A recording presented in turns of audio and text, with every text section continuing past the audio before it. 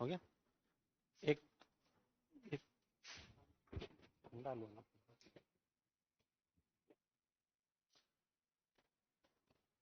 चलो, तो हमने कल स्टार्ट किया था डॉट नेट, थोड़ा बहुत देख लेते हैं। 1998 एक प्रोजेक्ट स्टार्ट किया जिसका नाम क्या था, NGWS, full form new generation Windows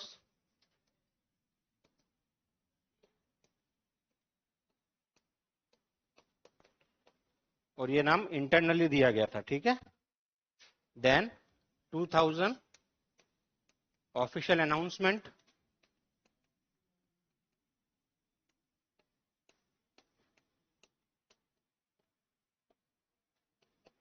और जून 2002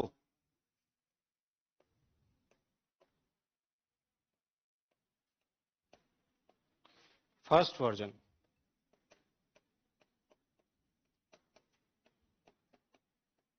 वन पॉइंट जीरो, ठीक है। इस फर्स्ट वर्जन में क्या क्या था, CLR, ADO,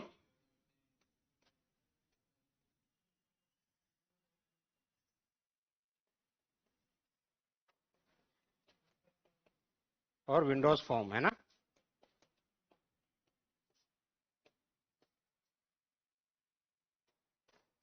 तो कोड लैंग्वेजेस कौन सी हो गई, ASP.NET और ADO। विंडोज फॉर्म क्या करता है, आपको GUI प्रोवाइड कराता है। CLR क्या है, इंजन। इतनी बात हमने कल जान ली थी। देन फिर हमने ये कहा कि 4.8.1 is the latest update of framework, and now onwards version कौन सा आया, 5, जिसको हमने क्या बोला, कोर।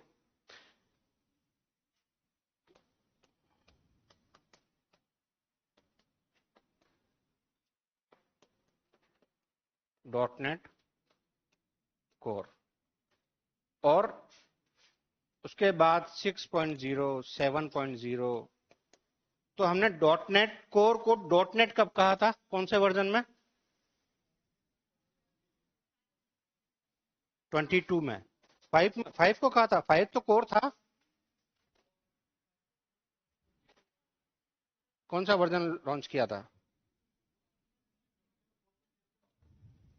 4.8.1, वहां काम खत्म हो गया, है ना। इंटर ऑपरेबिलिटी हमने पहली बार इंट्रोड्यूस कब की थी, वर्जन 5 में।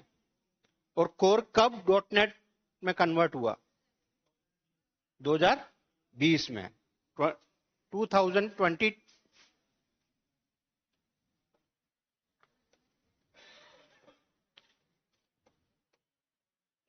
2020 6.0, और यहीं से ये .NET कहना स्टार्ट कर दिया हमने। हाँ, वर्जन जो लॉन्च हुआ था कोर वाला, वो 2016 में हुआ, ठीक है, इसमें भी लिख ही लो।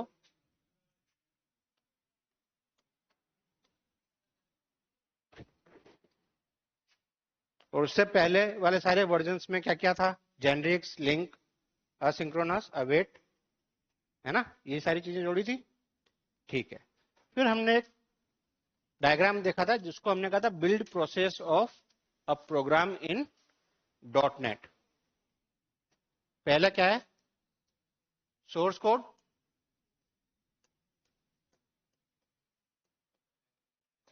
कंपाइलर,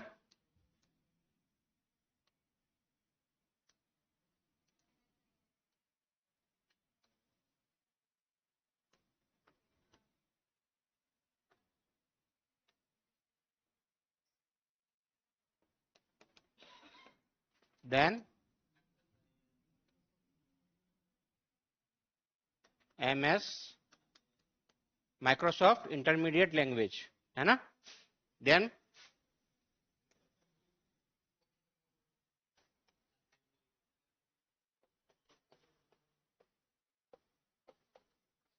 ये क्या होता है, .exe, या फिर अच्छा .dll क्या होता है, और .exe, इन दोनों में डिफरेंस क्या है।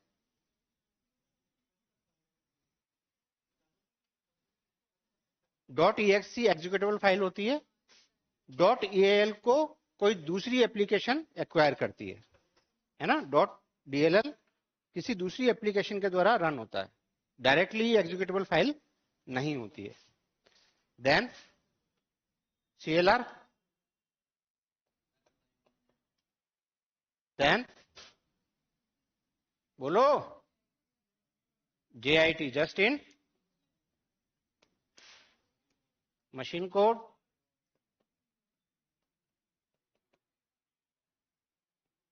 एंड देन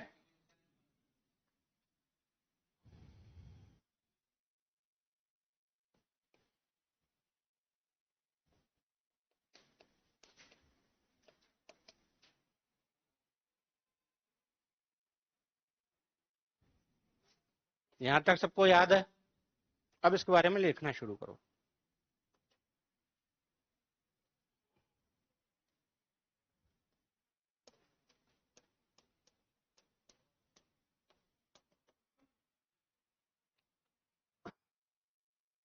कुछ लिखाने की जरूरत है इसके बारे में? चलो फिर भी कुछ लोगों को लिखाई देता हूं। जिनको लगे नहीं लिखना है मत लिखना, जिनको लगे लिखना है लिख लेना। सोर्स कोड इज, हाँ अच्छा,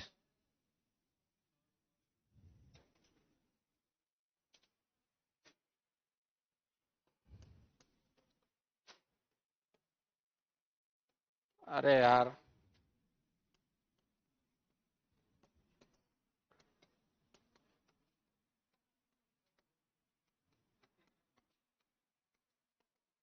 ये तो सिंपल लाइन है, कोई नई बात नहीं है।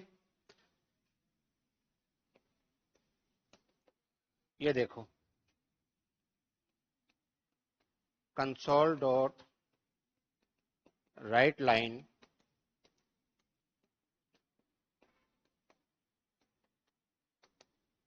हेलो, है ना, console dot right line dot hello. ये एक सिंपल स्टार्ट है किसी भी प्रोग्राम को लिखने का। अब यहां पे कंसोल क्या है,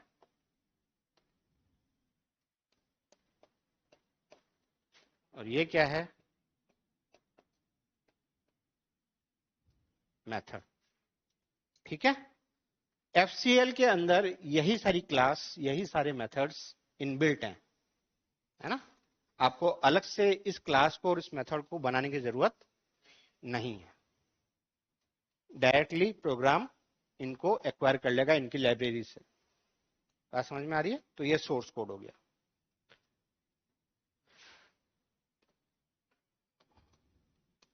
लैंग्वेज कंपाइलर है ना।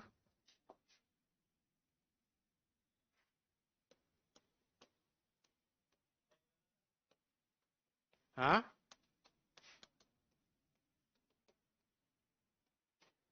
क्या हुआ? इतना सा नहीं लिख पाए हो?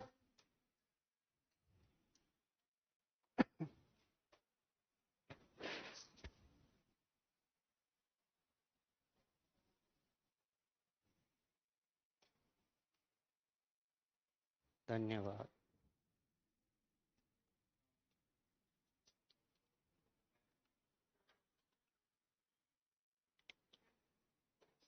लिखो, प्रोग्रामर द्वारा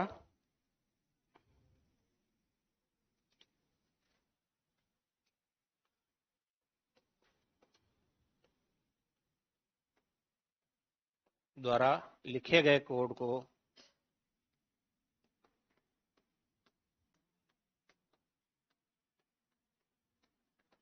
को लैंग्वेज कंपाइलर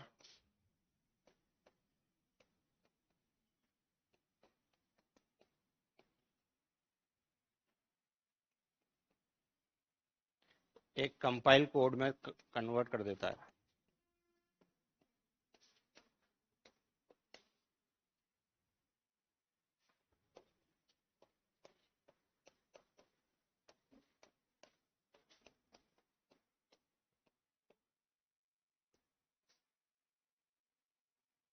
यह कोड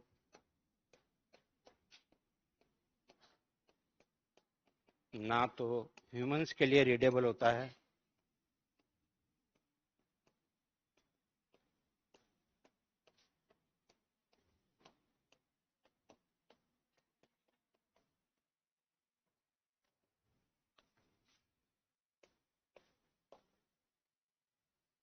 एवं ना ही इसके लिए ना ही सीपीयू के लिए।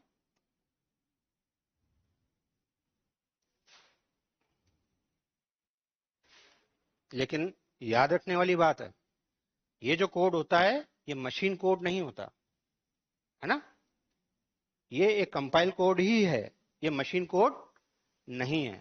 तो नोट डाल के यहां लिखो।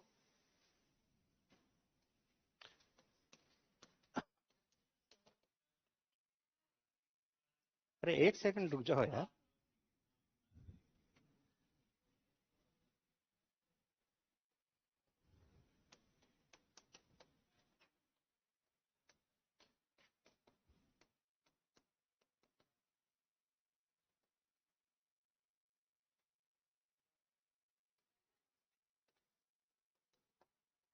कंपाइलर सोर्स कोड को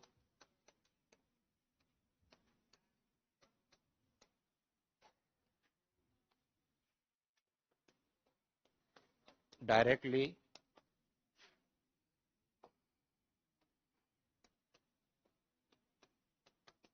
मशीन कोड में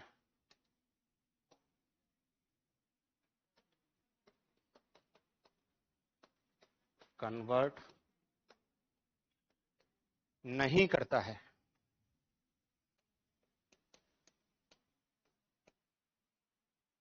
अब लिखो पहले वाला।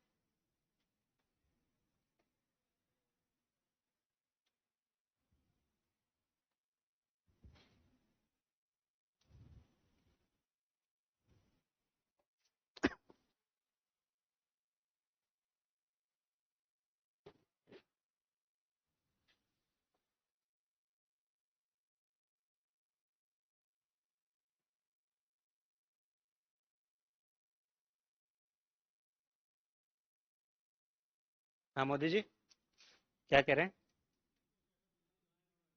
अच्छा,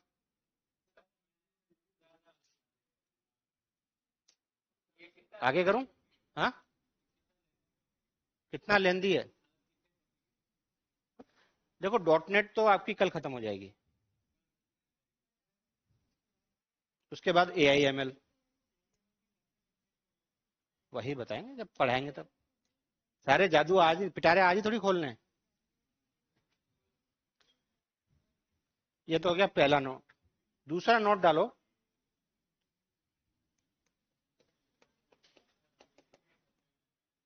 किसके अंदर?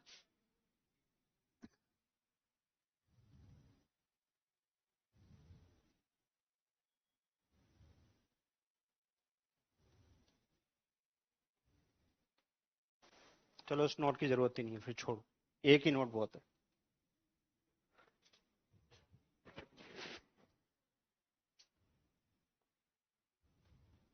इस नोट को आगे वाले पॉइंट पर सरका देंगे। लिख लिया एवरीवन?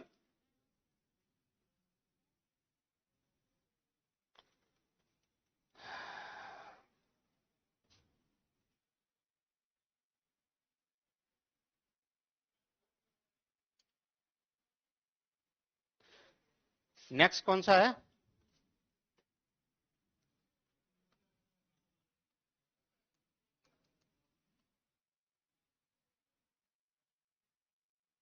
MSIL।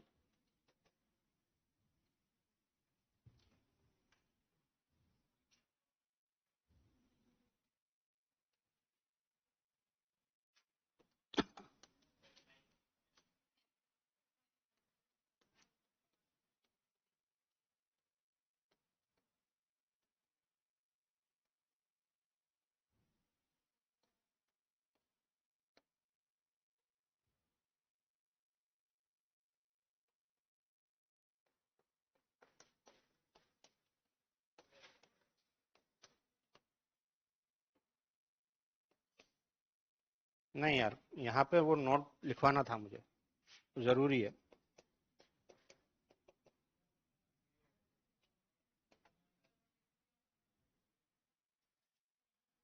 हम्म,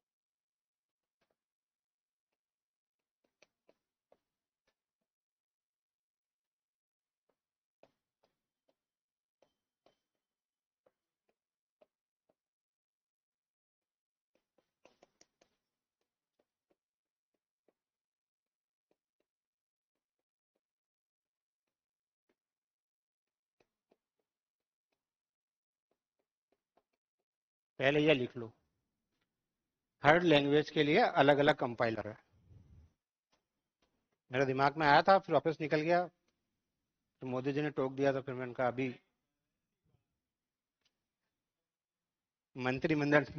मंत्रिमंडल का विस्तार हो जाएगा, कोई मतलब नहीं है अभी।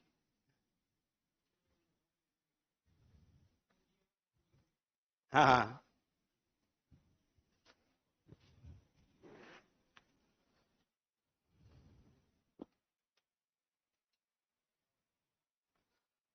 थोड़ा जल्दी जल्दी करो,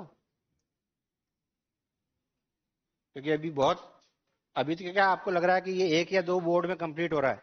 जब हम जैसे सीएलआर स्टार्ट करेंगे ना, बहुत भारी भरकम मामला आने वाला है आपके लिए। हो गया? हाँ, कंपाइलर कोड को एक इंटरमीडिएट कोड में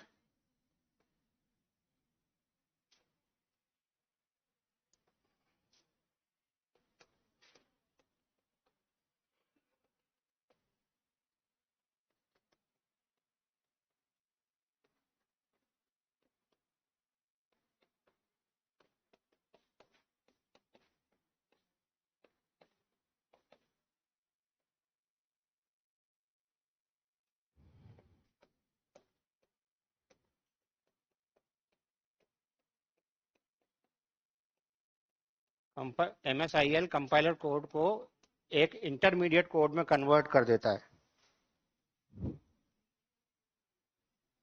है ना? पहला। दूसरा,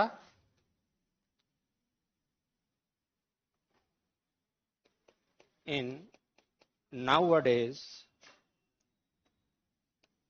इसका मतलब समझते हो ना? इन नाउअडेज, आज की तारीख में, हम आज की भाषा में बात कर रहे हैं। MSIL को CIL भी कहते हैं। हो सकता है एग्जामिनर आपको कंफ्यूज करने के लिए MSIL की जगह क्या दे दे? CIL। तो ये याद रखने वाली बात है कि MSIL को क्या कहा जाता है नाउअडेज? CIL।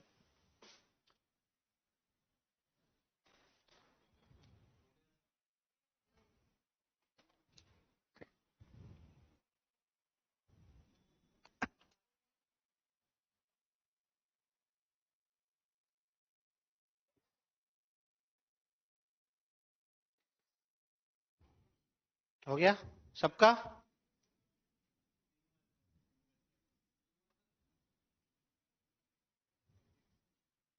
कितने अच्छे बच्चे हो यार आप, हैं? 2 लाइनें लिखने के लिए इतना टाइम लगाते हो, मस्त। मेरा तो ये एक पेज कंप्लीट नहीं होगा, 2 घंटे कंप्लीट हो जाएंगे।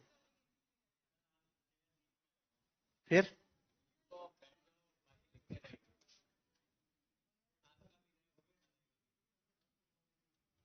मेरा वजन वैसे ही बहुत ज्यादा हो रहा है यार। मेरे को धमकी मिली है कि थोड़े दिनों में निकाल दूंगी तुम्हें घर से बाहर। हाँ, इसीलिए मैं घूम रहा हूँ। करें आगे? चलो नेक्स्ट लिखो, लिखो जल्दी।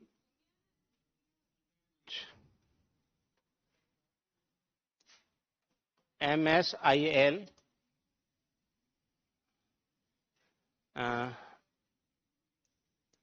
सभी लैंग्वेज के कोड को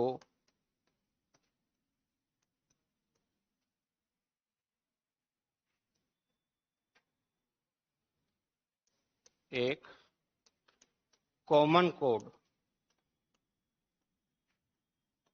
कोड में कन्वर्ट कर देता है। एक कॉमन फॉर्मेट होता है और उसी फॉर्मेट में ये कन्वर्ट करता है। सारी किसी भी लैंग्वेज की कोई कोड हो, उसको उस कॉमन फॉर्मेट में ये क्या कर देगा? कन्वर्ट कर देगा।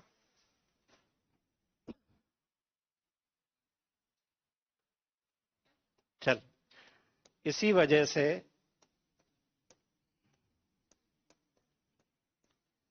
.NET में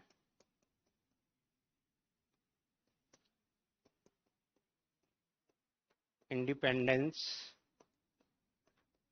एंड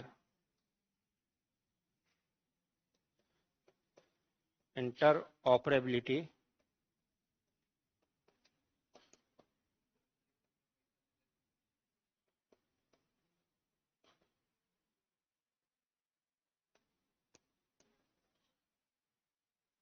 इसी वजह से डॉट नेट में इंडिपेंडेंस और इंटरऑपरेबिलिटी मिलती है।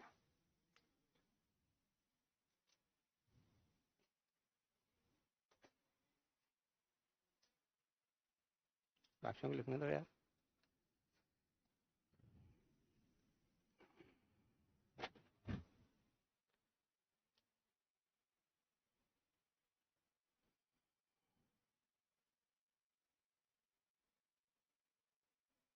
अच्छा एक चीज बताओ, व्हाट डज इट मीन, और ये क्यों जरूरी है, ये इंडिपेंडेंस और इंटरऑपरेबिलिटी क्यों जरूरी है, हमें क्या अचीव करना था, इस क्यों हमने एमएसआईएल कोड को इंट्रोड्यूस किया, क्या अचीव करना चाह रहे थे हम। प्लेटफॉर्म डिपेंडेंसी है तो क्या दिक्कत आ रही है भाई, आप कोड बना रहे हो उसके लिए एक सिस्टम चाहिए, आप उसको ऑनलाइन कर दो। अब दिक्कत क्या है, क्यों चाहिए हमें इंटरऑपरेबिलिटी। हाँ, तो कॉम्प्लेक्सिटी के लिए इंटरऑपरेबिलिटी जरूरत क्या है।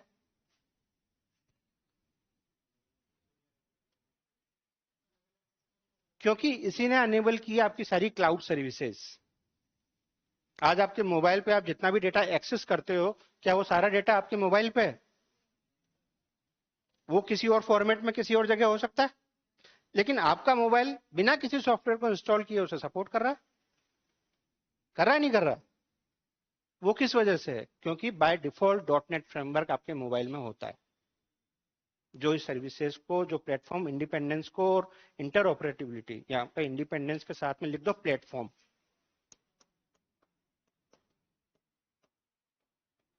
क्लाउड सर्विसेज को अनेबल एमएसआईएल कोड ने किया। ठीक है, तो एक वाइटल रोल प्ले करता है क्लाउड सर्विसेज के लिए कौन, एमएसआईएल। वाइटल मतलब व्यापक तौर पर, बड़े पैमाने पर।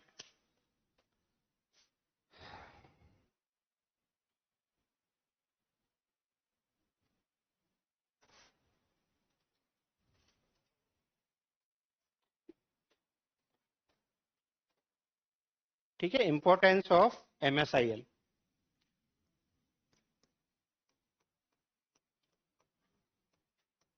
Importance of MSIL. अब अगर आपने ये सारी चीजें देख ली है तो चार इंपॉर्टेंस हैं इसकी, कौन कौन बता सकता है मुझे।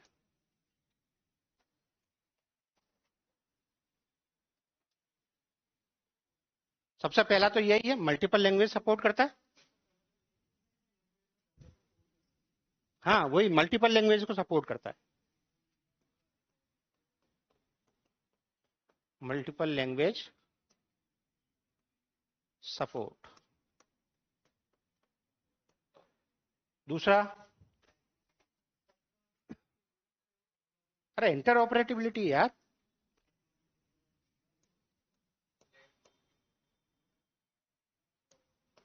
मैंने पीछे सारा डिस्कस किया हुआ है। हाँ, अब आ रहा है।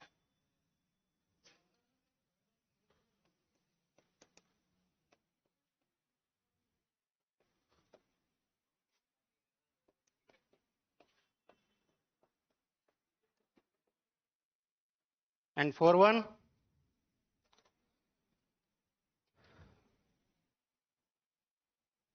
अगर प्लेटफॉर्म इंडिपेंडेंस है, एक कॉमन कोड मिल गया, तो रन टाइम,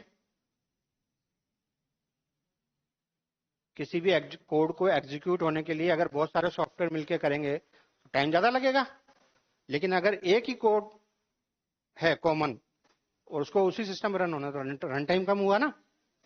तो रन टाइम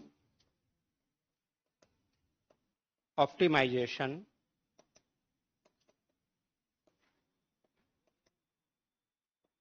इजी हो जाता है। ये ठीक वही वाली बात है कि प्रोसेस का जो साइकिल आपने पढ़ा होगा ओएस में, तो एलटीएस और एमटीएस जो काम करता है वो यहाँ पे, यहाँ दिखता है, लॉन्ग टर्म शेड्यूलर और मिड टर्म शेड्यूलर।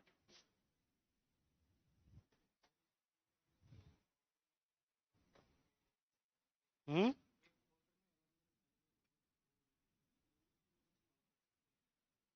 थोड़ा सा जोर से बोल सकते हो। हम्म हम्म। नहीं, ऐसा नहीं होता। आपका डॉट नेट बेसिकली एक सर्विस सपोर्ट करता है, वो हम अभी आगे पढ़ेंगे। वो जैसे क्लास होती है ना, क्लास क्या होती है? Similar kind of objects. ये वही फीचर प्रोवाइड कराता है।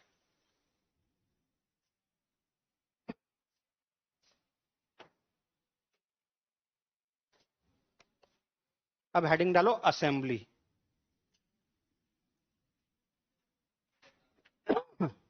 हम्म कैसे?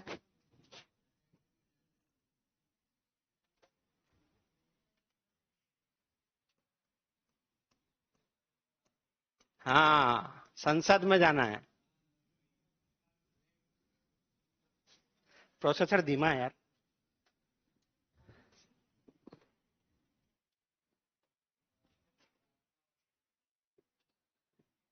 तो लिखो कंपाइलेशन के बाद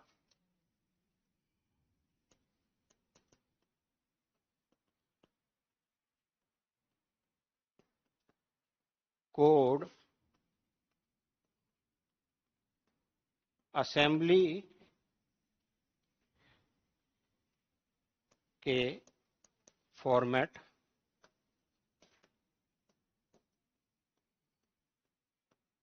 असेंबली के फॉर्मेट में सेव हो जाता है। इसका क्या मतलब है असेंबली के फॉर्मेट में सेव हो जाता है?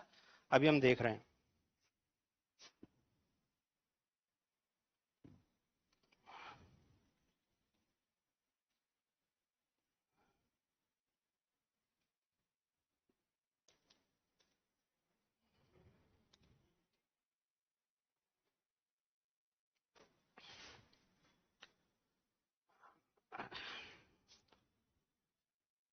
लिख लिया सबने? इसीलिए अब आराम आराम से लिख रहा हूँ, ज्यादा जल्दी नहीं। इसीलिए अब आराम आराम से लिख रहा हूँ ताकि सब साथ में चल सके। हम्म हाँ हाँ। दूसरा ये कि असेंबली जो है वो डॉट नेट की एक बेसिक यूनिट होती है। लिखो शुरू। असेंबली। हाँ।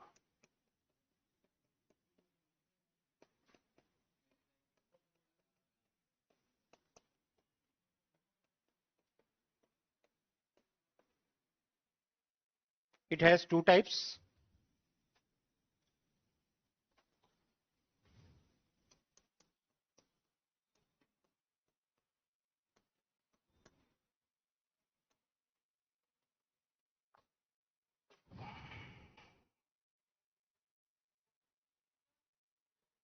आगे वाला यही तो है, आगे वाला, पीछे वाला।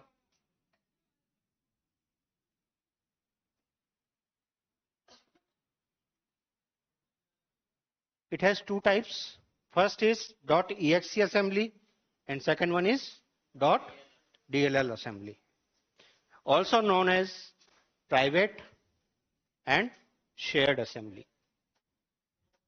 Shared मतलब DLL, private मतलब क्योंकि .exe वही एप्लीकेशन यूज कर सकती है जिसके लिए वो बनी है।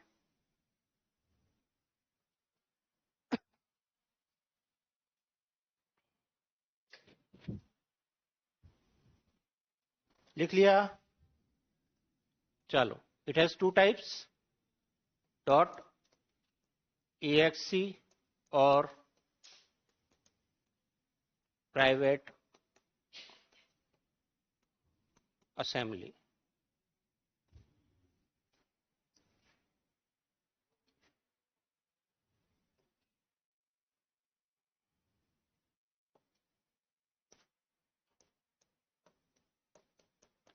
एग्जीक्यूटेबल फाइल होती है।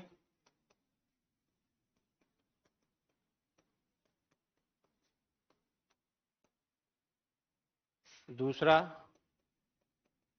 डायरेक्टली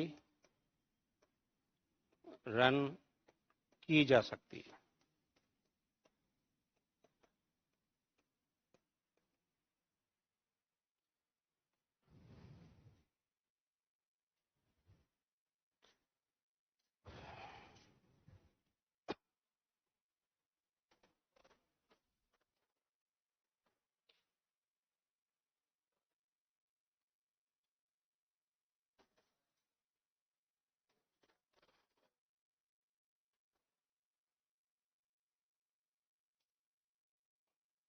देख लिया। सेकंड वन इज डॉट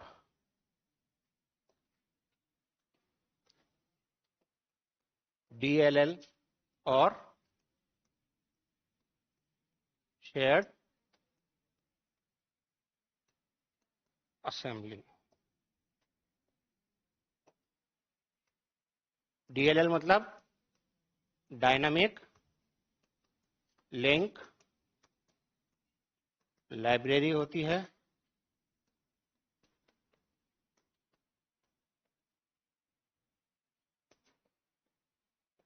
किसी दूसरी एप्लीकेशन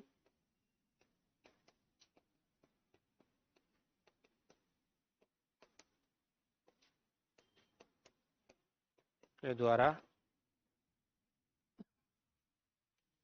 रन कराई जाती है।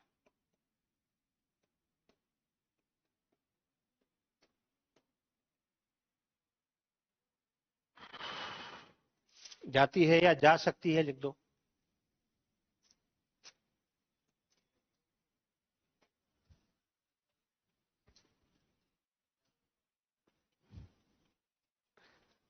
मुझे तुम्हारा भविष्य उज्जवल लग रहा है। हाँ, कोई कुछ पूछ रहा है?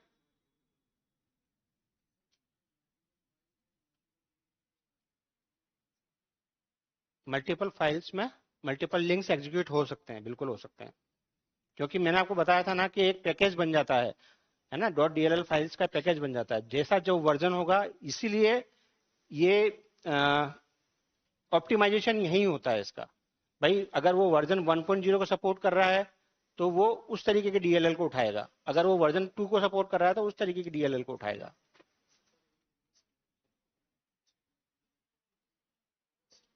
थोड़ा सा जोर से बोलो यार, एक तो सुनाई नहीं देता है। हाँ। हम्म। बिल्कुल हो सकते हैं, लेकिन उसका मल्टीटास्किंग कहते हैं, उसका यहाँ कोई मतलब नहीं है ना।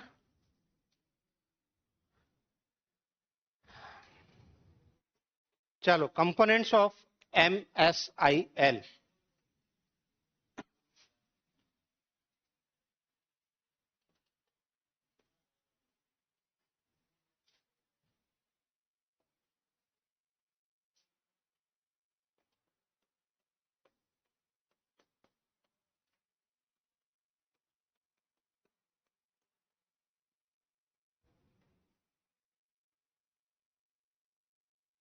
पहला क्या है? MSIL code.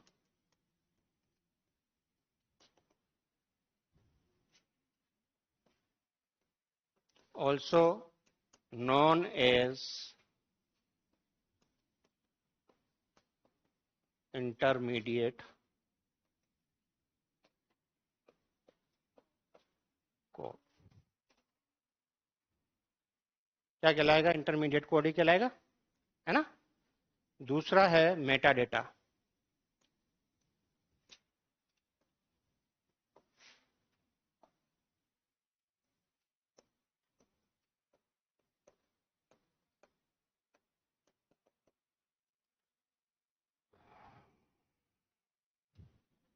क्या होता है मेटा डेटा?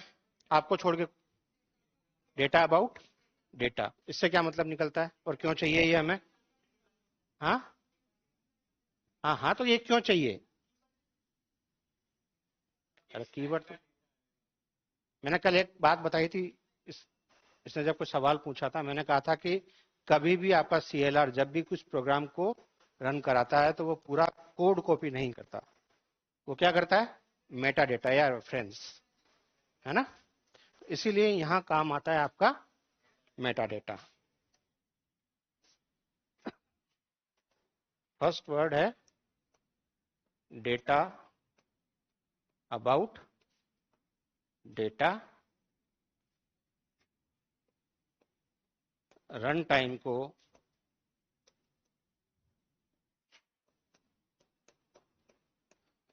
प्रोग्राम को समझने में मदद करता है।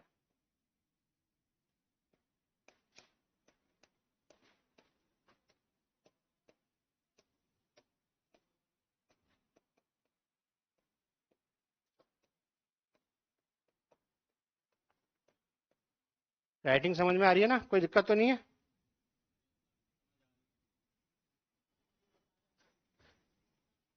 या रन टाइम की इंफॉर्मेशन को, रन टाइम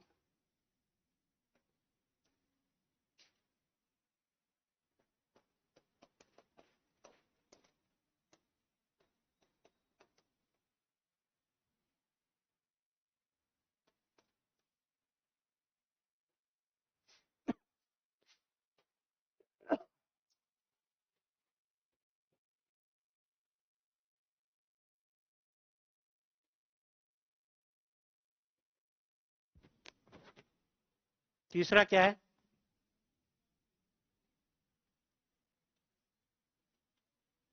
पीछे से कोई बता सकता है तीसरा क्या है? तीसरा कंपोनेंट क्या होगा? कल बताया था मैंने।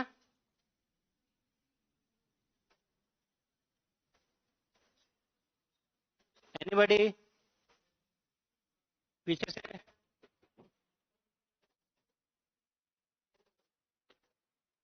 ऐसा क्यों लग रहा है कि केवल इन बालकों को चाहिए सिलेक्शन? पीछे किसी को नहीं पता, कोई आइडिया नहीं? कल बताया था ना हमने, मैनिफेस्ट लिखो। और क्या करता है मैनिफेस्ट?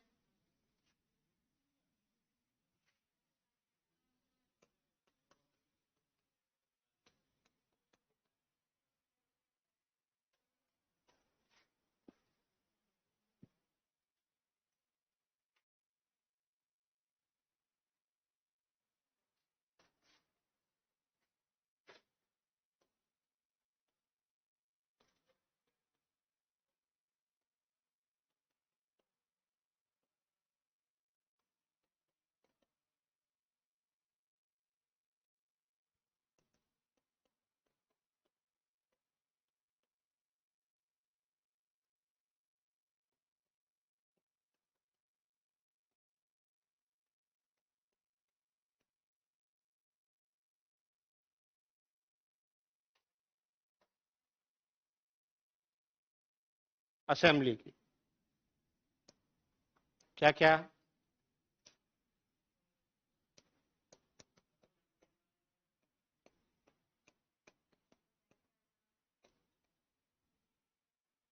वर्जन,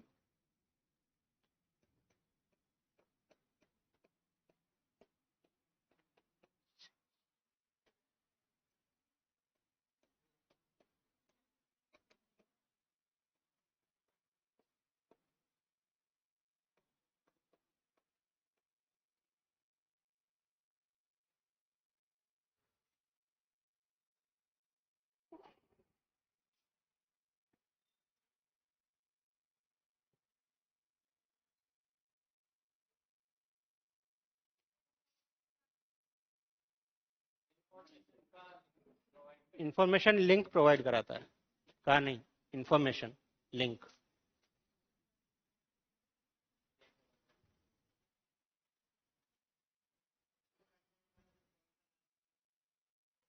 कहां पे?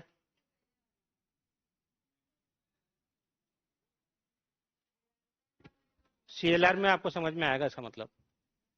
जब हम सीएलआर पढ़ेंगे ना, इस एमएसआईएल के ठीक बाद असेंबली है, और असेंबली के ठीक बाद क्या है? सीएलआर है। असेंबली हो गई ना, ये असेंबली चल रही है। हाँ, असेंबली के ठीक बाद सीएलआर है।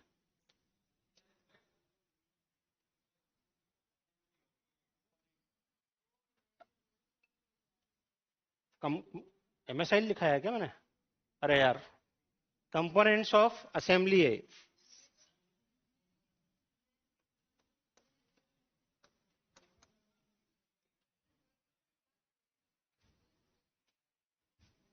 असेंबली चलते चलते अपन एमएसआई में घुस गए।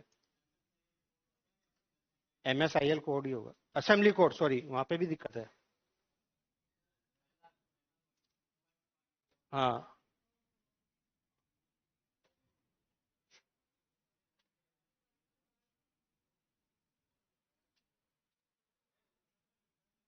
पूरा ही गलत हो गया है तो।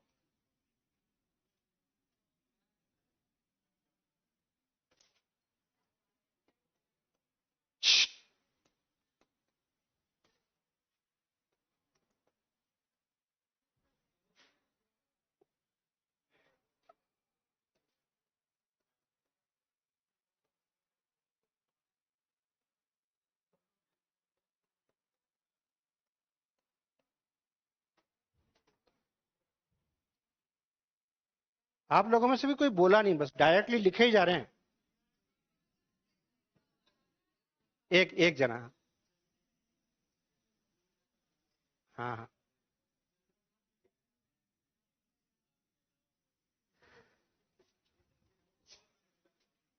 चलो चल, ठीक है, करेक्शन यही हो गया, अच्छी बात है। चलिए। अरे वो तो एक ही लाइन थी ना।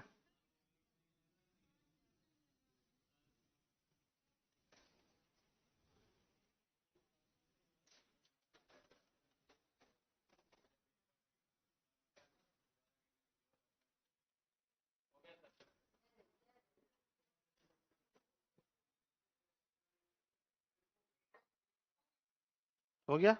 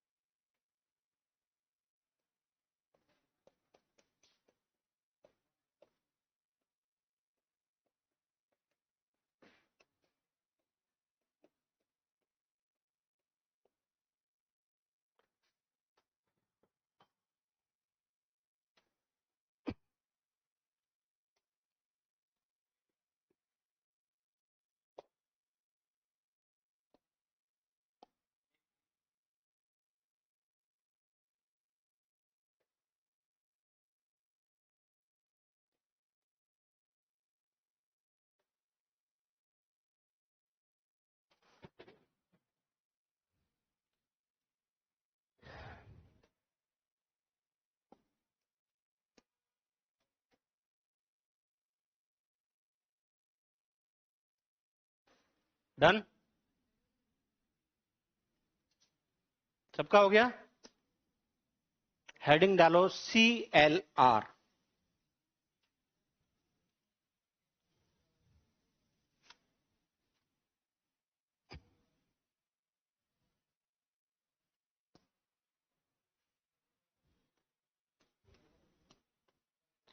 इसको पढ़ाने से पहले 3 मिनट का ब्रेक दे रहा हूं। पानी पीना है पी लो, जो करना करे आप। 3 मिनट का ब्रेक है भाई। इसके बाद जितनी देर भी क्लास चलेगी केवल यही चलेगा।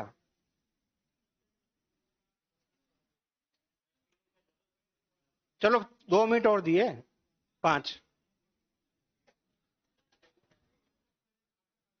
नहीं, खाना नहीं खाया कोई भी, मैं भी भूखा हूं। नहीं।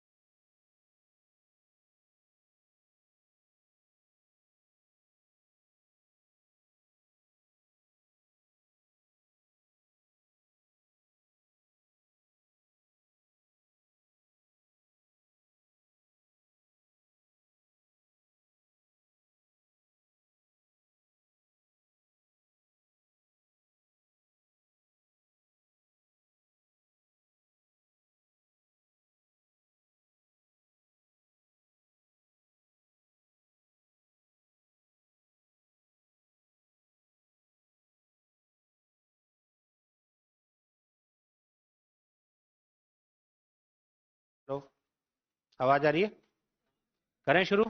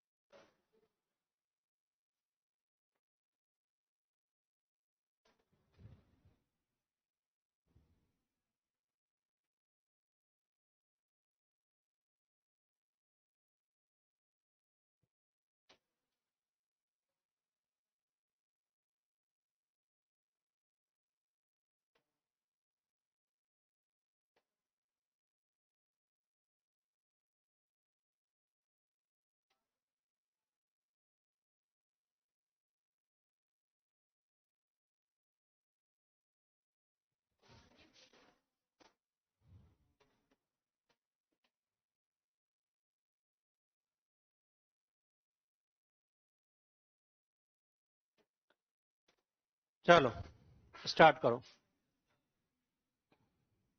CLR.NET फ्रेमवर्क का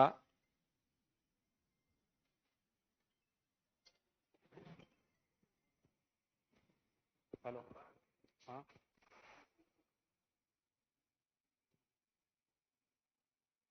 बेटा, वहाँ डिम्पल मैम है, उनसे बात कर लो।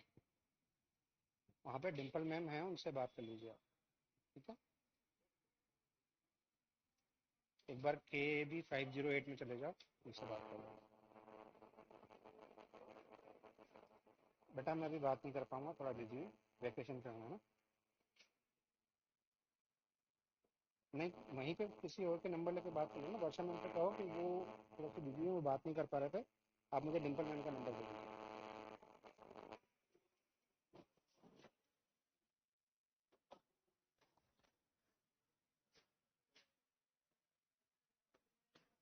CLR.NET फ्रेमवर्क का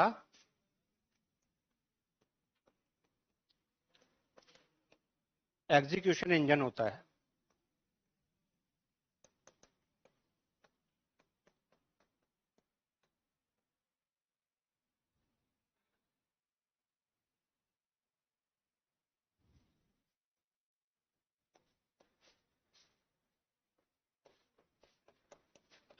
.NET का सबसे इंपॉर्टेंट या मोस्ट इंपॉर्टेंट पार्ट होता है।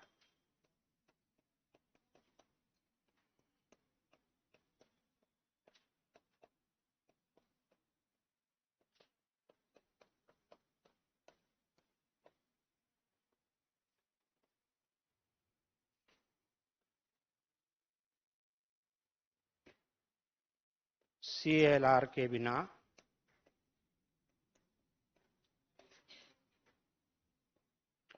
.NET एप्लीकेशन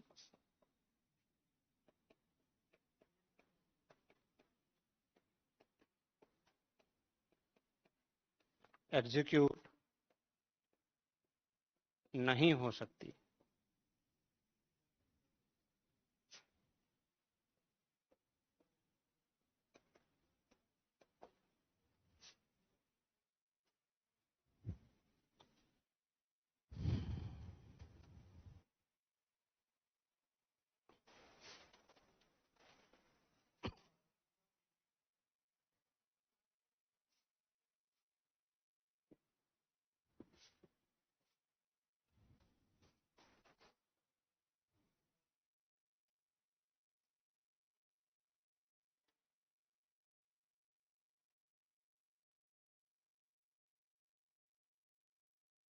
लिख लिया?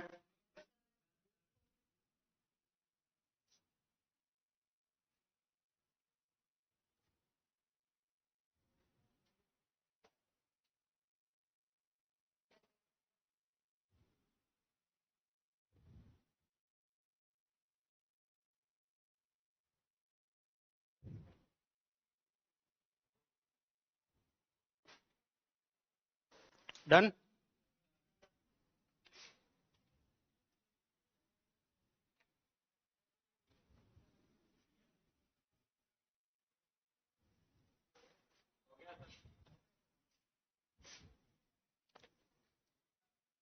CLR सिर्फ कोड नहीं करता,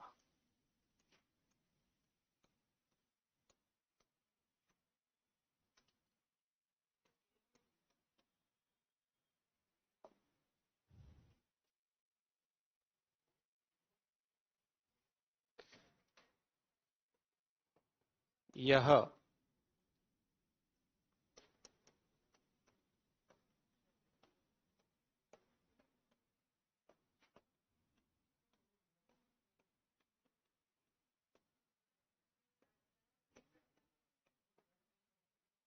दोनों ही काम करता है। हाँ, ऊपर रन भी करता है, रन तो करता ही है, लेकिन CLR में ही डिजाइन भी होता है। इसलिए मैंने कहा, हाँ बस यही लाइन लिखनी है आपको, हाँ, कुछ रन नहीं आएगा।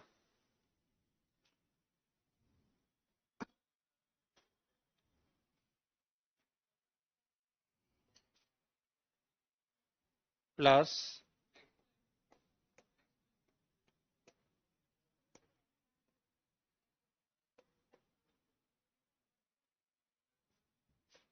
प्लस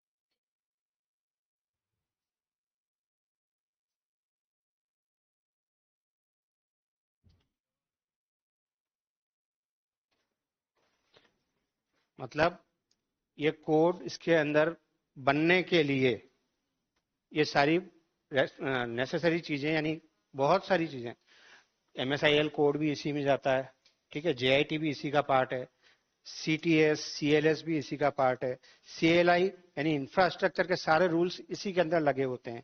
इसलिए मैंने लिखा कि कोड भी यही होता है, और कोड का रन यानी वर्चुअल एग्जीक्यूशन एनवायरनमेंट भी यही होता है। तो ये केवल कोड नहीं कर रहा, ये वर्चुअल एग्जीक्यूशन एनवायरनमेंट प्रोवाइड करा रहा है, प्लस मेमोरी का मैनेजमेंट भी ये खुद ही कर रहा है ना? इंटीजर के या फिर कैरेक्टर या फिर स्ट्रिंग या फिर जिस टाइप का भी डेटा टाइप है, उसको मेमोरी एलोकेट कर रहा है और डी एलोकेट भी कर रहा है। ठीक है, पहले जो मैन्युअली होता था वो अब नहीं है, तो मेमोरी लीक नहीं हो रही, रिसोर्सेज का जबरदस्ती यूटिलाइजेशन नहीं हो रहा। तीसरा, सिक्योरिटी भी प्रोवाइड कराता है, अनऑथराइज एक्सेस को नहीं होने देगा ये, है ना? सिक्योरिटी भी इसका मोस्ट इंपोर्टेंट फीचर है। Invalid access not allowed. The fourth one is run time environment provide कराता है ना? रन टाइम एनवायरनमेंट प्रोवाइड कराने का मतलब क्या है? जस्ट लाइक इन जावा में क्या होता है, जावा में क्या होता है, JVM, ठीक इसी तरीके से ये भी अपना एक रन टाइम इंजन लेके चलता है। ठीक है,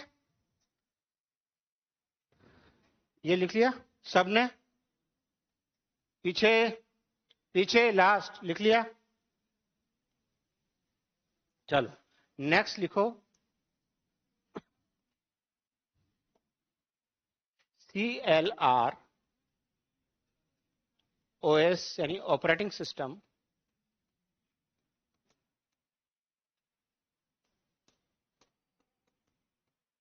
एंड एप्लीकेशन के बीच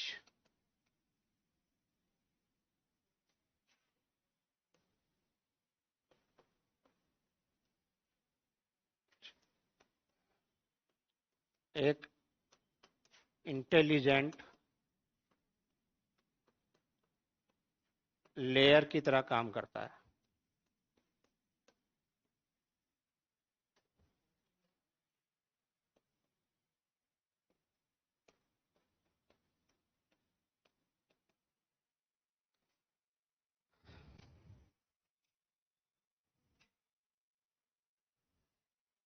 ठीक है, CLR कई इंजन्स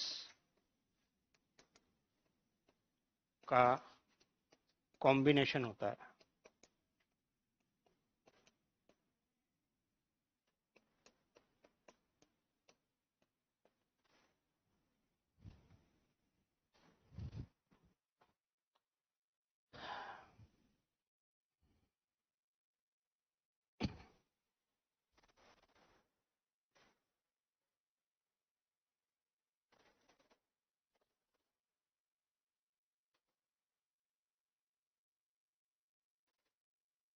डन, एवरीबॉडी, सबने लिख लिया?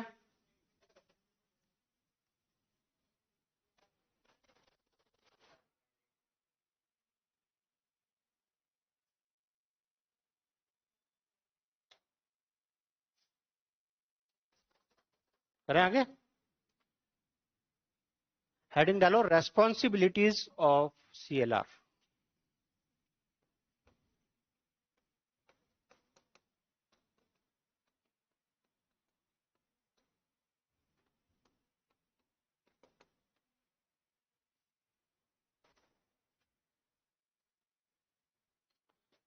तो सबसे पहली जो रेस्पॉन्सिबिलिटी है वो है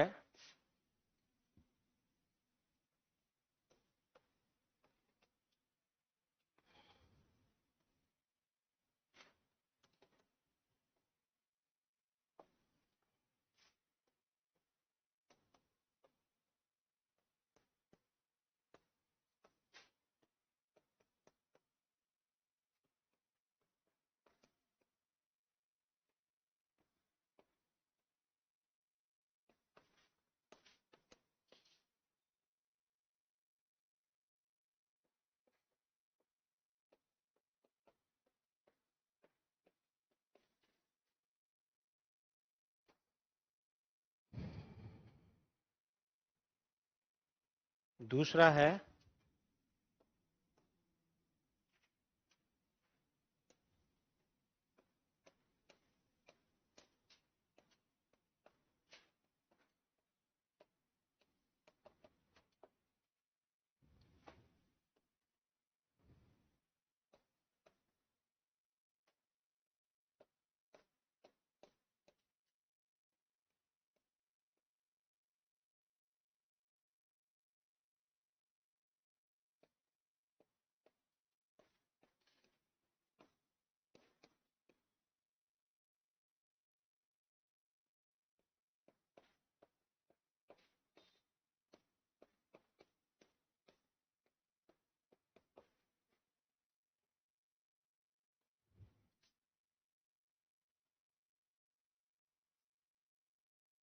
गार्बेज कलेक्टर। हमने पढ़ा था ना CLR का पार्ट।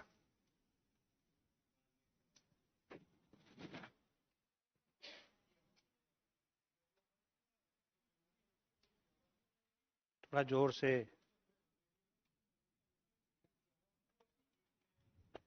हीप और स्टैक दोनों में होती है। ठीक वही मेथड है, ठीक वही मेथड है, हीप और स्टैक दोनों में होती है, अलग अलग जैसी जिसकी रिक्वायरमेंट होती है वैसी। तीसरा है एक्सेप्शन हैंडलिंग।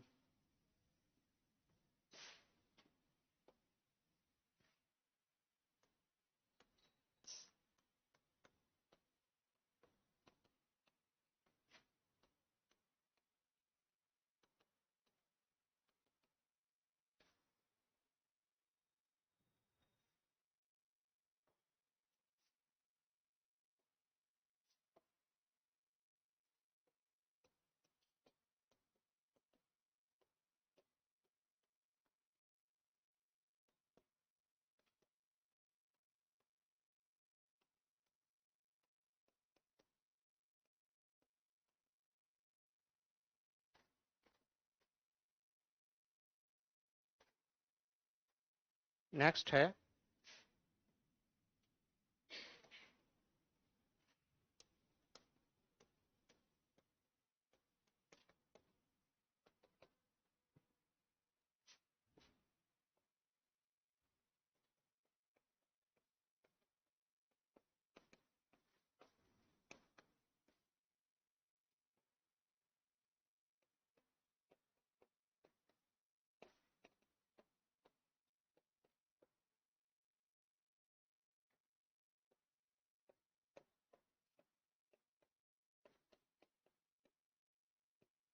सिक्योरिटी भी प्रोवाइड कराता है, एप्लीकेशन या फिर एग्जीक्यूशन दोनों में ही ये सिक्योरिटी भी प्रोवाइड कराता है।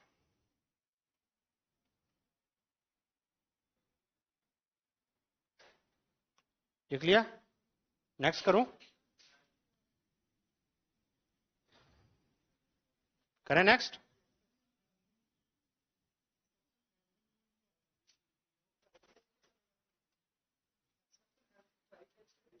हाँ, मतलब एक तरीके से पहले तो इसका काम होता है भाई कोड को वेरीफाई करना, है ना। एक्सेप्शन हैंडलिंग क्या हो सकती है, किस टाइप के एक्सेप्शन आ सकते हैं? जैसे मान लीजिए आपने कोई डेटा टाइप गलत दे दिया, है ना। अब एक्सेप्शन हैंडलिंग में ये पहले से ही इस तरीके की क्लास और लाइब्रेरीज बना के रखता है जहां पे ये आपको इंसर्ट ही नहीं करने देगा, समझ रहे हो। ये पहले ही रेक्टिफिकेशन आपको देता रहेगा, तो कोड वेरीफाइड जो हो रहा है ना, वो एक्सेप्शन हैंडलिंग का पार्ट है वो।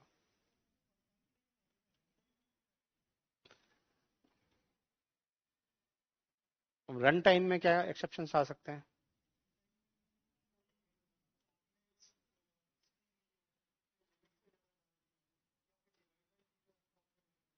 या फिर ऐसे भी कह सकते हो कि भाई मेमोरी अगर रिक्वायर्ड ज्यादा हो गई तो वो आपको रन टाइम पे मेमोरी एलोकेट कर सकता है।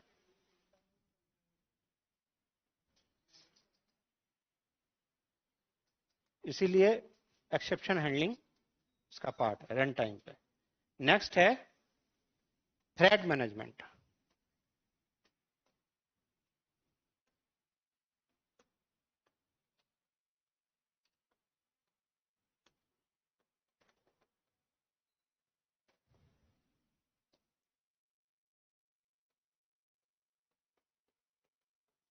मल्टीपल टास्क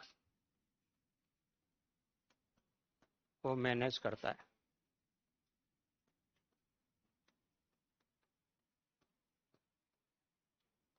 मल्टीपल टास्क को मैनेज करता है।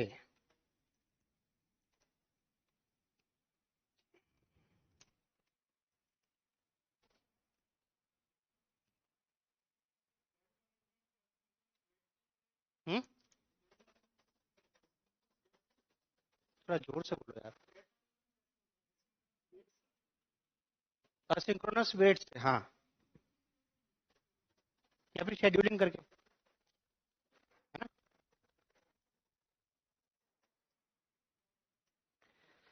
फिर कोड वेरिफिकेशन।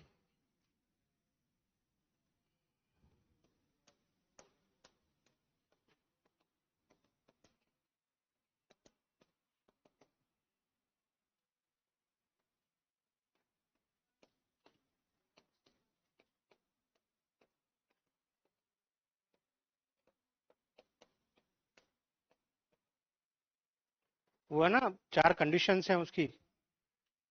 डेडलॉक, डेडलॉक नहीं होना चाहिए, तो डेडलॉक अवॉइडेंस कैसे होगा?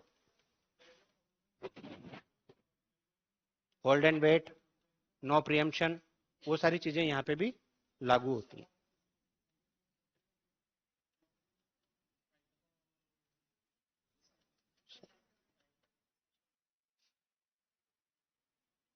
वो जो भी है, चलो, ऑपरेटिंग म्यूचुअल एक्सक्लूजन। तो ये सारी चीजें अभी मैंने आपको एक लाइन लिखाई थी कि जो सीएलआर है, ये सीएलआर आपका बेसिकली ऑपरेटिंग सिस्टम और एप्लीकेशन के बीच एक इंटेलिजेंट लेयर की तरह काम कर रहा है। इसका मतलब यही है कि ये ऑपरेटिंग सिस्टम के उन सारे पैरामीटर्स को यूज करेगा अगर ये कर रहा है आपका प्रोसेस मैनेजमेंट, यानी कि थ्रेड मैनेजमेंट। क्या होता है? इट इज ए प्रोसेस का पार्ट, तो प्रोसेस के सारे रूल्स इस पे भी लागू होंगे होंगे नहीं होंगे? Then code verification and JIT compilation.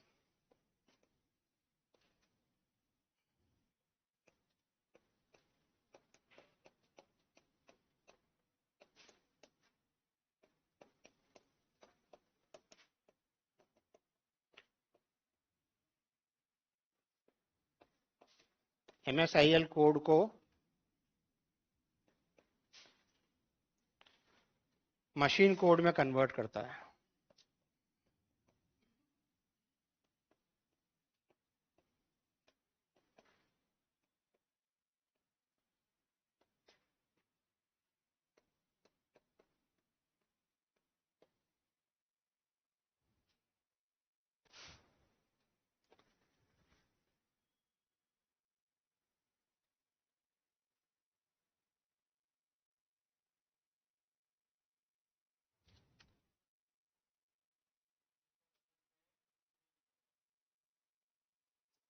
क्या चीज?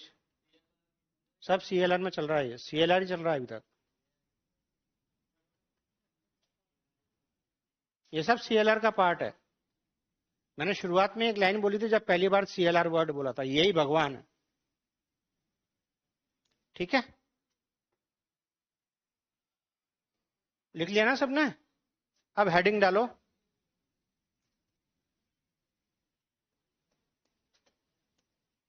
Flow of CLR.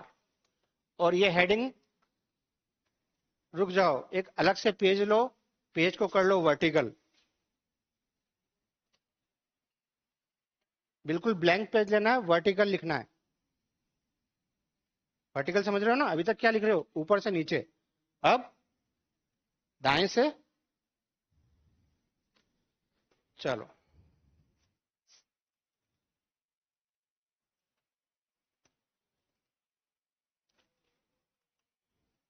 अगर आपको इस .NET में और कुछ याद नहीं रहे,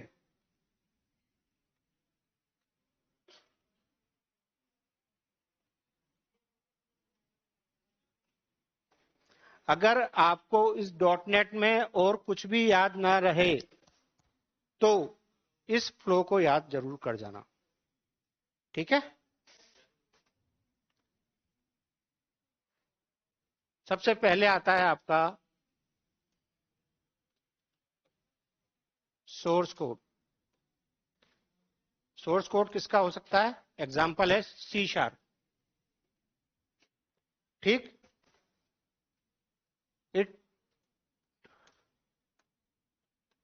कंपाइलेशन. और कंपाइलर कौन सा यूज होगा? C#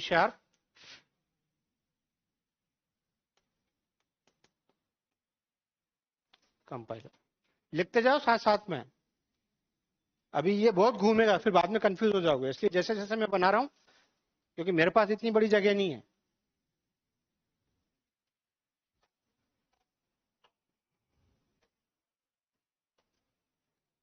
और इसका जो आउटपुट आएगा,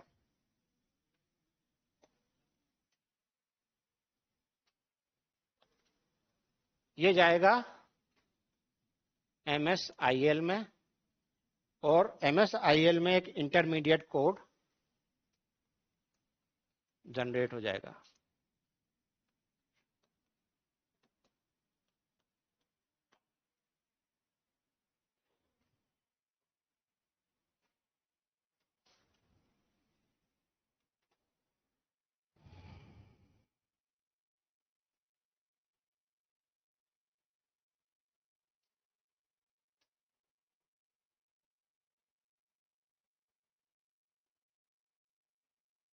ठीक है? अब इसके अंदर क्या होगा?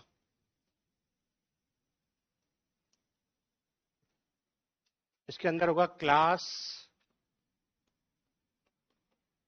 और मेथड्स की इन्फो.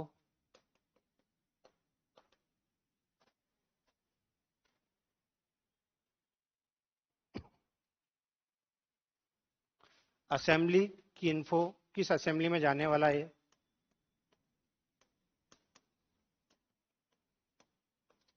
और पहली बार मेटा डेटा जनरेशन यही होगा.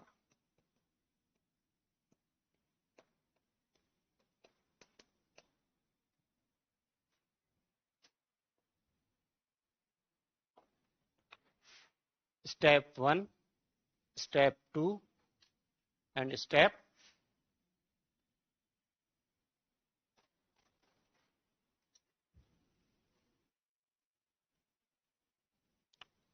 ठीक हो गई बात।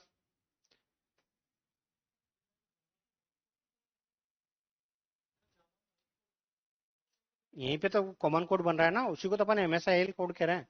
बाइट कोड की जगह यहाँ क्या बन रहा है, MSIL कोड, है ना। यहां से असेंबली लोड होती है।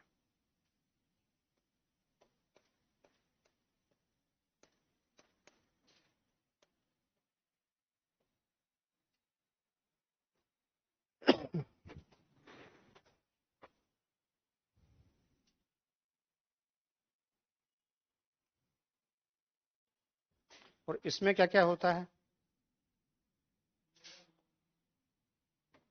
देखते जाओ।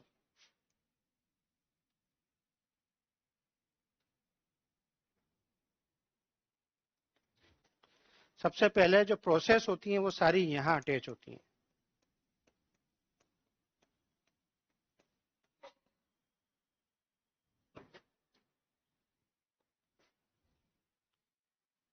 या तो क्लास लोडर लोड होगा यहाँ पे, या फिर असेंबली लोडर।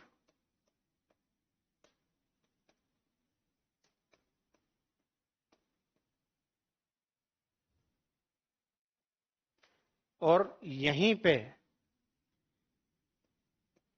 जो मेटा डेटा का जनरेशन पीछे हुआ है MSIL कोड में, वो यहाँ रीड होगा।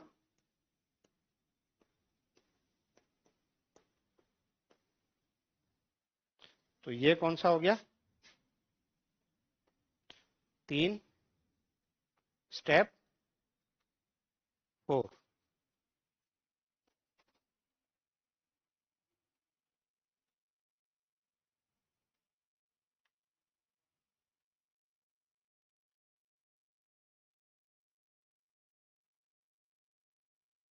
अभी तक हम CLR में नहीं पहुंचे। अगर मैंने बिल्ड प्रोसेस ऑफ प्रोग्राम बताया था तो यहां तक अभी केवल हम असेंबली तक ही पहुंचे हैं। हम CLR में घुसे ही नहीं है अभी तक। 4 स्टेप हो चुकी हैं।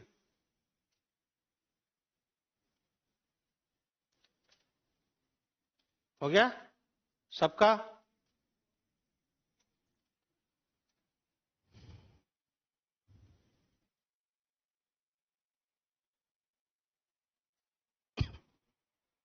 फोटो मत खींचे बेटा, फोटो खींचने से काम नहीं चलेगा। हाथ से लिख वरना याद नहीं रहेगा।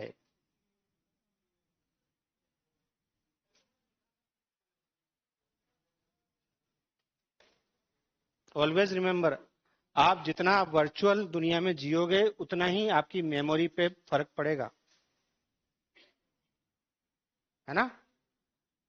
मोबाइल फोन्स, उसके वीडियोस, चाहे वो लेक्चर वीडियोस हैं चाहे वो हैं, उनसे ज्यादा आपकी मेमोरी पे इम्पैक्ट हमेशा आपके हाथ का लिखा हुआ कंटेंट या मैटर डालता है। वो चीज आपको ज्यादा लॉन्ग टाइम तक याद रहेगी जो आपने लिखी है, बजाय कि जो सुनी है। समझ पा रहे हो, ये सबने लिख लिया।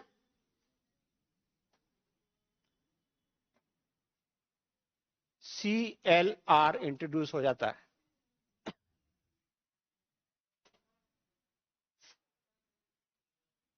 स्टेप 5,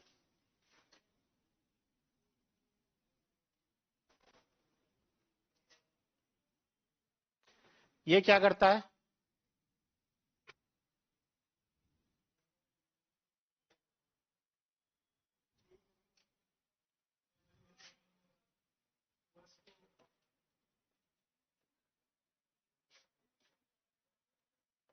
चेक करेगा कि कोड आपका सेफ है या नहीं है।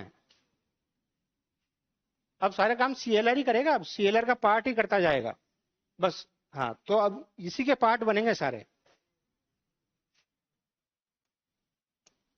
टाइप रूल्स फॉलो हुए हैं या नहीं,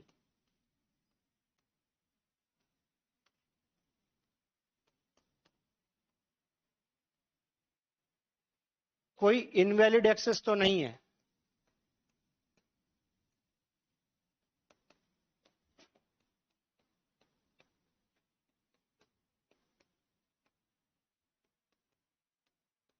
तो कोड वेरिफिकेशन आ गया, सिक्योरिटी आ गई, है ना।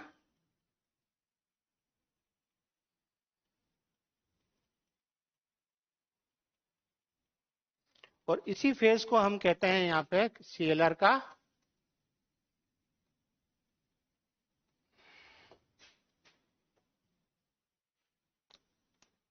Verification phase.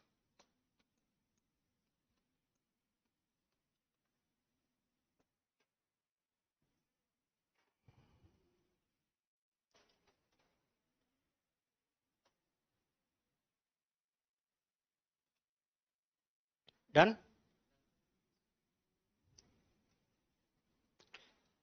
देन नेक्स्ट आता है 6 पे JIT कंपाइलेशन।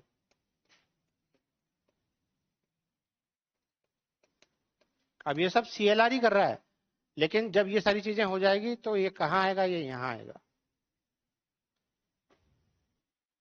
आप दोनों बात करने के बजाय यहां ध्यान दो इस समय, है ना। लेक्चर का सबसे इंपॉर्टेंट पार्ट यही है। अभी तक भले ही आपने ध्यान नहीं दिया हो, लेकिन इस समय बहुत ध्यान से।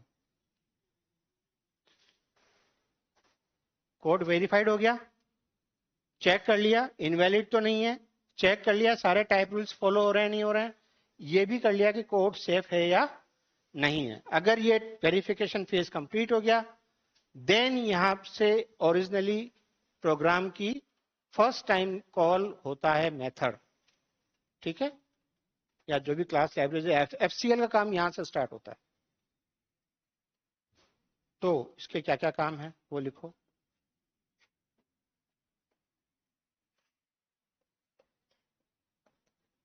फर्स्ट टाइम मेथड कॉल,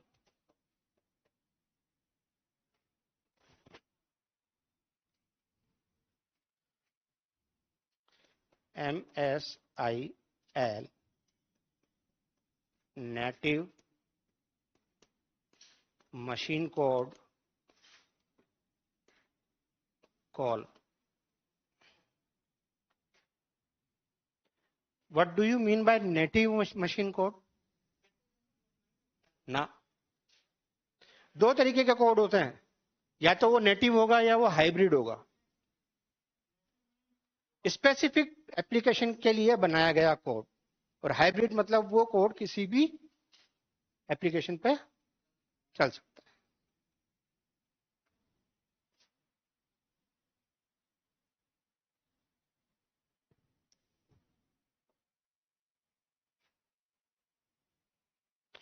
है। एंड सबसे इंपॉर्टेंट चीज ध्यान रखना, कभी भी JIT पूरे प्रोग्राम को एक साथ कॉल नहीं करता, मेथड बाय मेथड कंपाइल करेगा, है ना।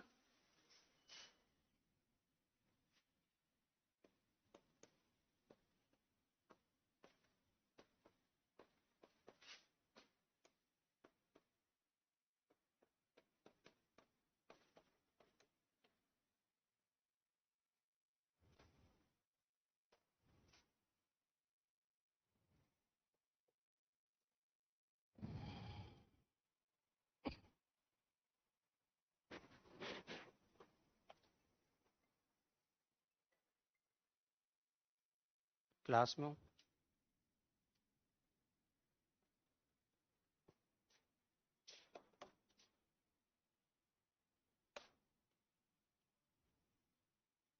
लिख लिया?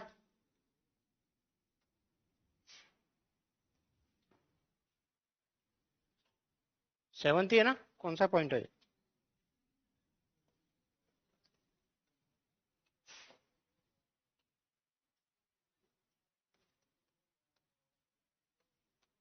Execution by CPU।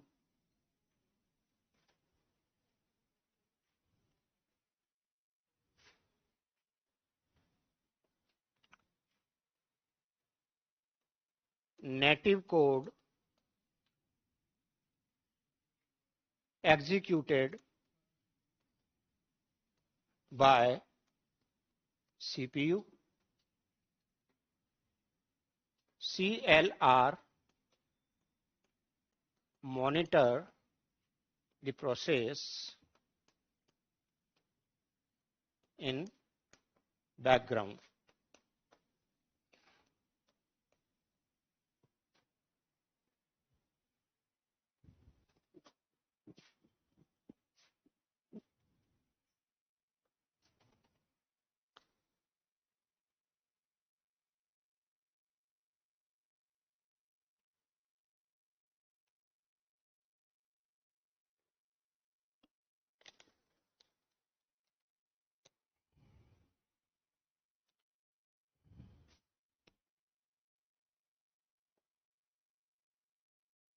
Eighth,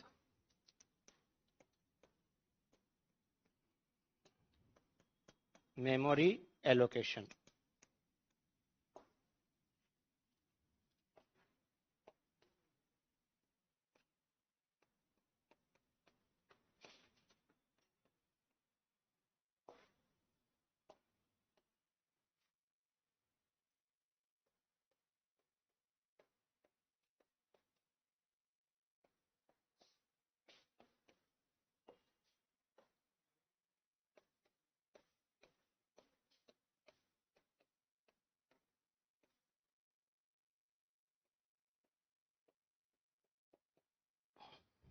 answer मिल गया?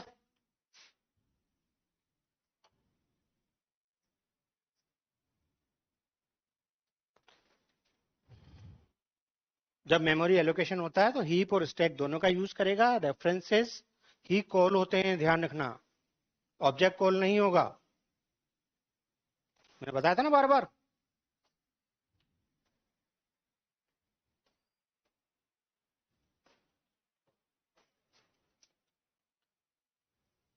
नेक्स्ट,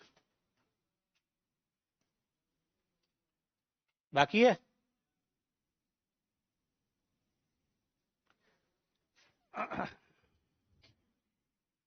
क्या हो गया? पेन कैसे उछल रहा है इतनी दूर?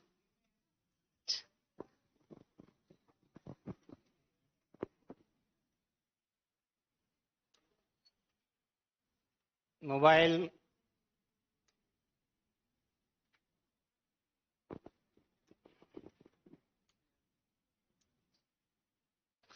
हो गया?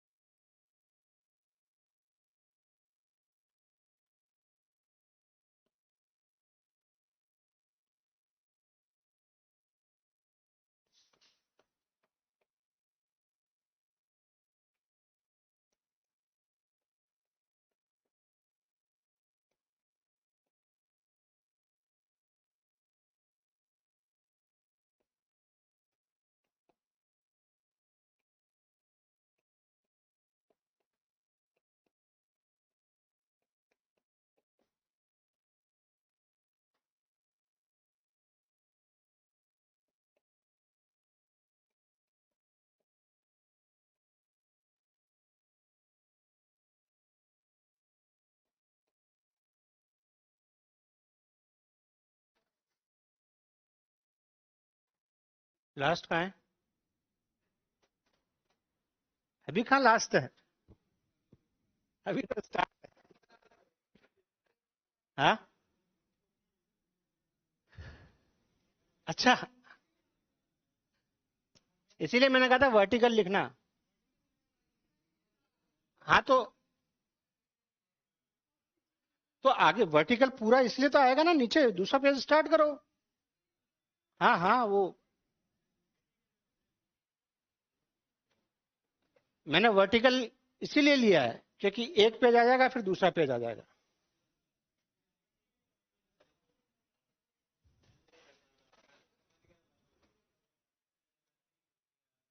वैसे खत्म है। इसके आगे 3 स्टेप हो रहे हैं जिसमें कुछ लिखना नहीं है, केवल नाम लिखने हैं।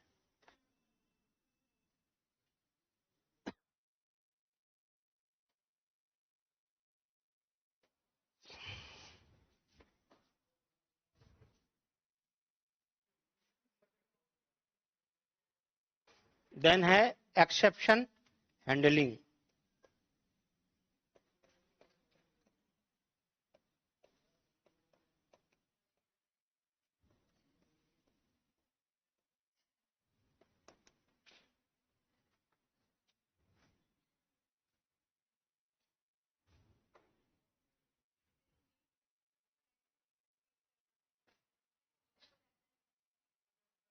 मेमोरी एलोकेशन है।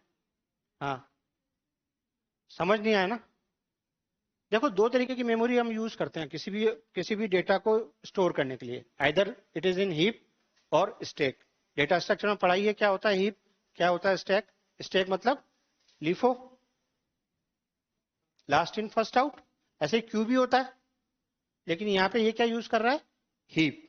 हीप में अगर आपने यूज किया, कभी देखा हो हीप, तो हीप किस तरीके से बनता है? हीप ट्री के बारे में सुना है कभी किसी ने? क्या होता है हीप ट्री? मिन हीप या मैक्स हीप। तो हीप की वो तो एक प्रॉपर्टी हो गई, लेकिन हीप बेसिकली यूज किया जाता है आपके मेमोरी सेगमेंट्स को बनाने में।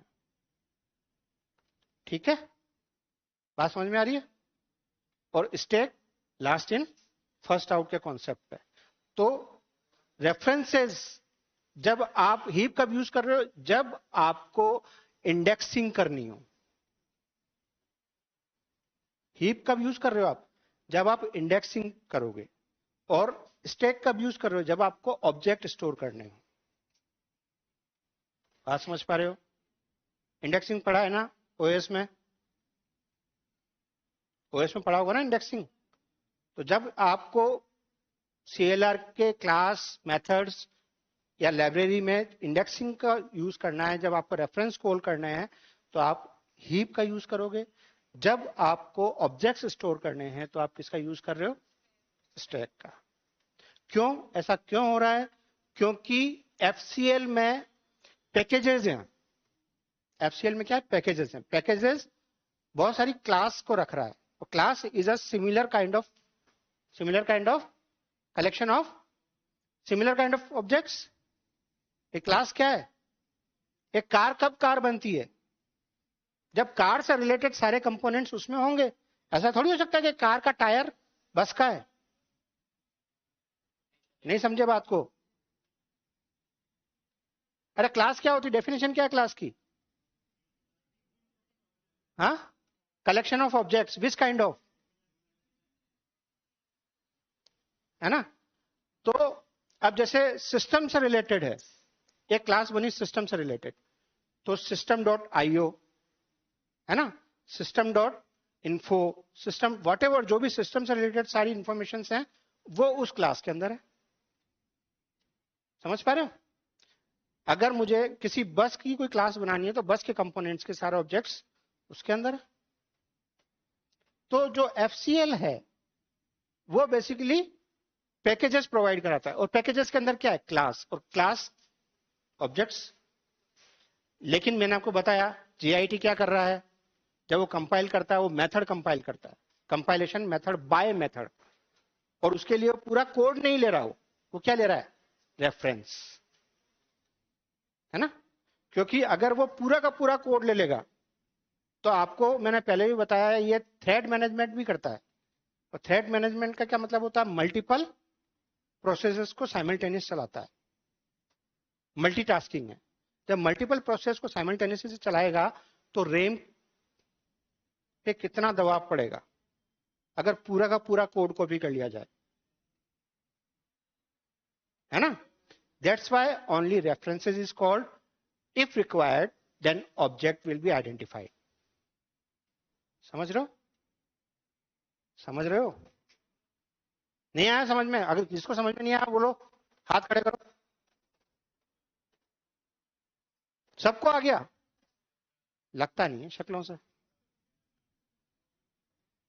भाई चलो आप इतना ही मान लो, हीप एक तरीके से सेगमेंट्स बना देता है, जिसमें वो रेफरेंसेस को स्टोर करेगा, स्टैक वो ऑब्जेक्ट्स को स्टोर करेगा, है ना। डेटा स्ट्रक्चर में आपने ये सब चीजें पढ़ी हुई है, इसलिए मैं उनके डोमेन में नहीं जाऊंगा, जो आपने पढ़ा है उन्होंने पढ़ाया।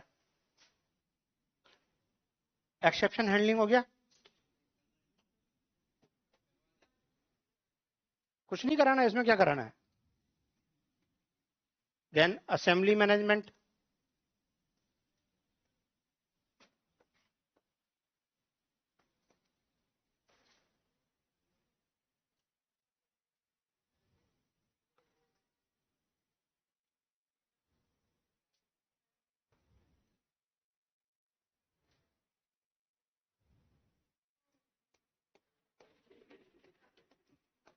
नींद आ रही है।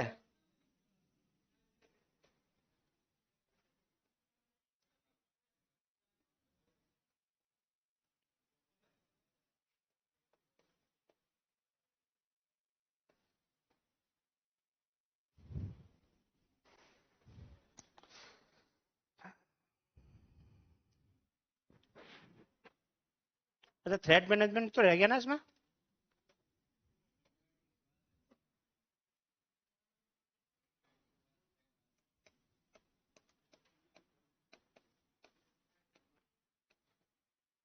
अब थ्रेट मैनेजमेंट में ये दो तरीके की चीजें यूज करता है। सबसे पहले सिंक्रोनाइजेशन,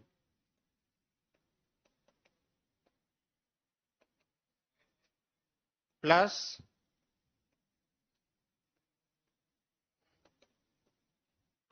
शेड्यूलिंग।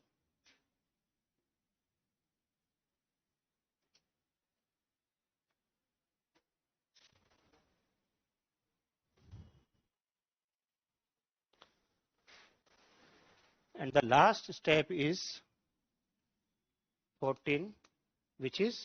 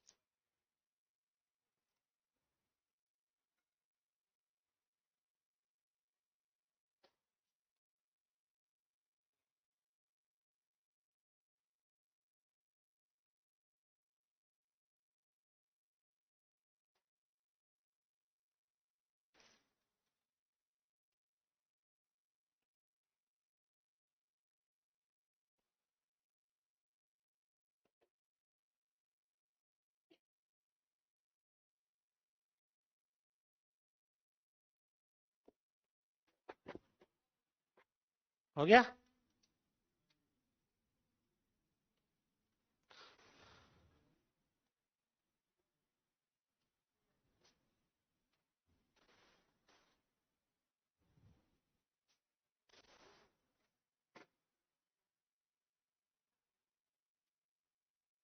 इस पेज पे किसी को कुछ पूछना है? पहले सोर्स कोड कौन डेवलप कर रहा है? User, developer, compiler.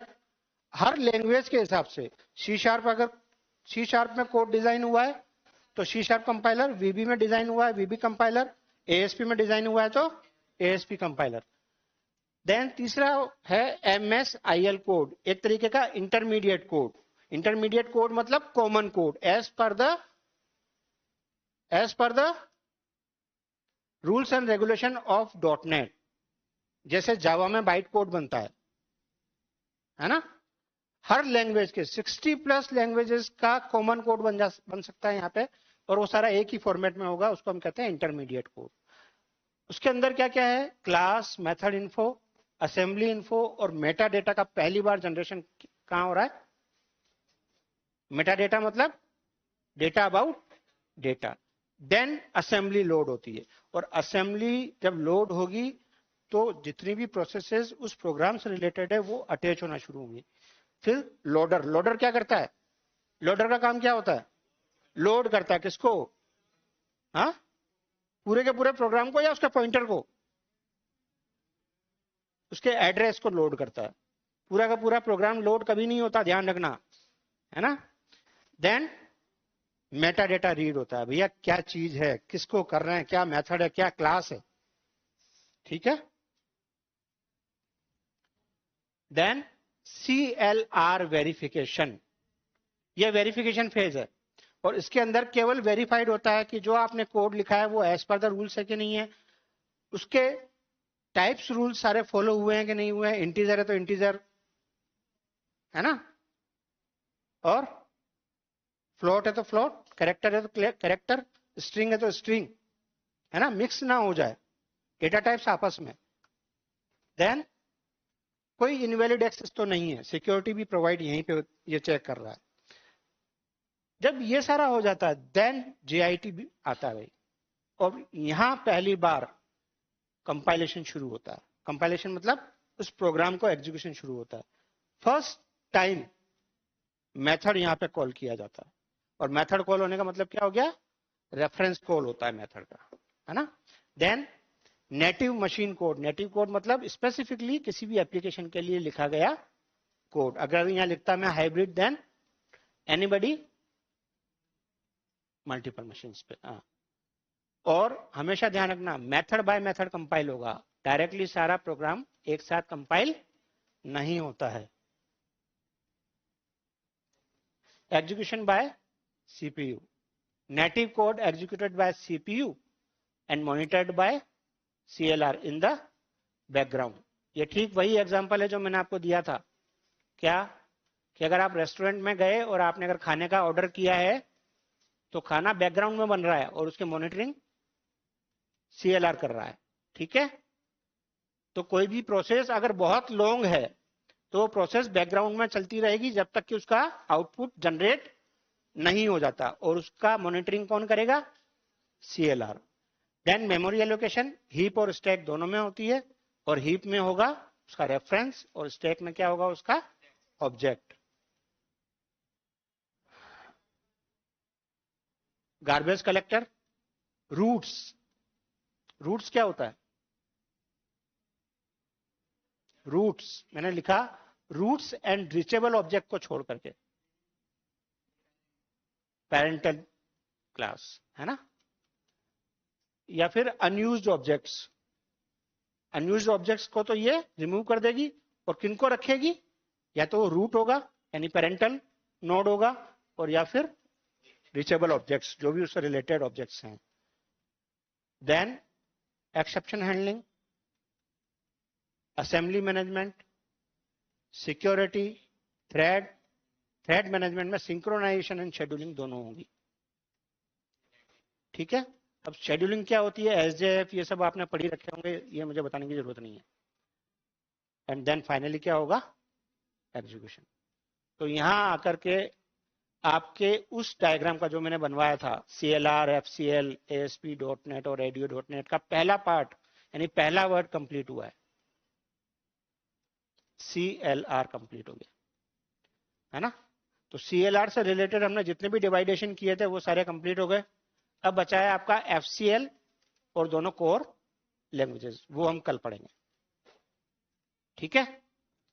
चलिए